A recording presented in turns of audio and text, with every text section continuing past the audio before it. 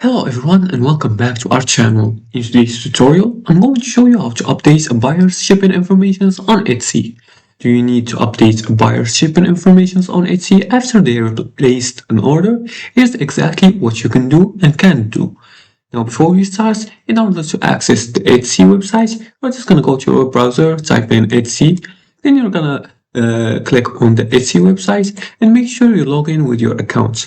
Once you log in, the important thing to know is on Etsy, sellers cannot directly edit a buyer's shipping address after an order is placed, but there are safe ways to handle it. The first thing you want to do is to ask the buyer to confirm in the messages. If the buyer contacts you about a wrong address, ask them to send the correct address to Etsy messages. This keeps everything documented inside Etsy. The second thing to know is do not ship yet. You're gonna pause the fulfillment until the issue is resolved. And also the third thing is to cancel and repurchase method. The safest option is to cancel the order and ask the buyer to repurchase it with the correct address. So you're just gonna contact the buyer and tell him to cancel the order and redo it again and reorder it.